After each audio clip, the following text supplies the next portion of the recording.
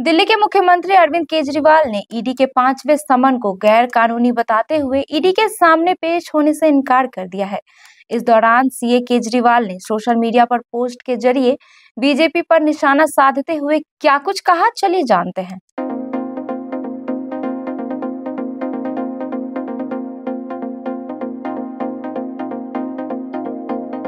एक और जहां लोकसभा चुनाव से पहले चुन चुनकर विपक्ष के नेताओं को ईडी समन जारी कर जेल भेज रही है, तो वहीं दूसरी तरफ सीएम केजरीवाल चीख चीख कर खुद को निर्दोष बता रहे हैं और ईडी के पीछे बीजेपी की मिलीभगत का आरोप लगा रहे हैं। इस बीच सीएम केजरीवाल को ईडी ने 5वां समन भी जारी कर दिया है, जहां उन्हें आज पेश होना था, लेकिन वो पेश नहीं हुए।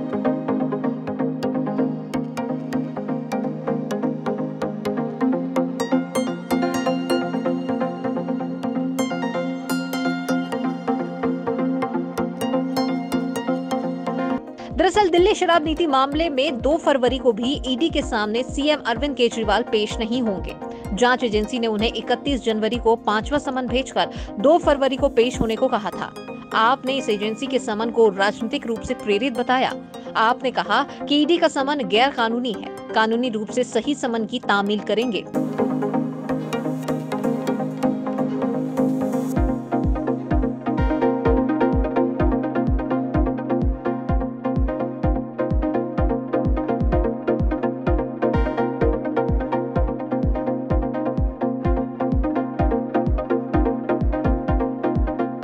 वहीं आम आदमी पार्टी ने कहा कि पीएम नरेंद्र मोदी दिल्ली के सीएम अरविंद केजरीवाल को गिरफ्तार करवाना चाहते हैं और आपकी सरकार को गिराना चाहते हैं, लेकिन हम ऐसा होने नहीं देंगे।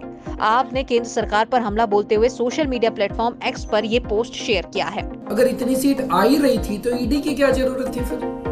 फिर ये सब नौटंकी करने की क्या जरूरत थी? इसका मतलब इतनी सीट नहीं आ रही है, इसका मतलब ईडी की भी जरूरत है, फर्जीवाड़े की भी जरूरत है, गुंडागर्दी करने की भी जरूरत है, तब सीट आएंगे इनकी।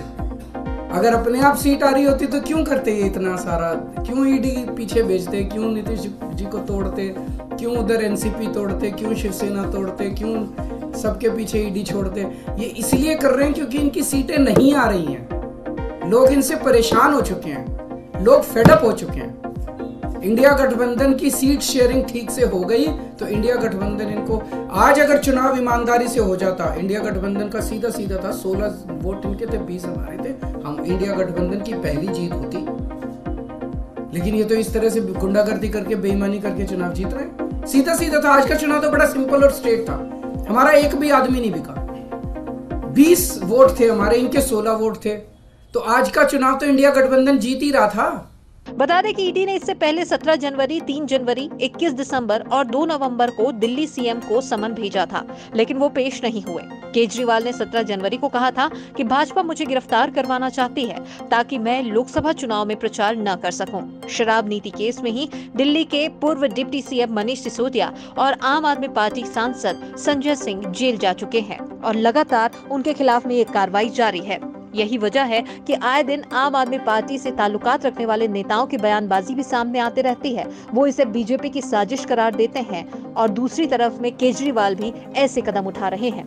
हालांकि ये 5वीं दफा है जब समन भेजने के बावजूद अरविंद केजरीवाल उनके समक्ष पेश नहीं हुए। अब देखना होगा कि आगे क्या कुछ और नया मोड़ आता है। Bureau report, KBC news.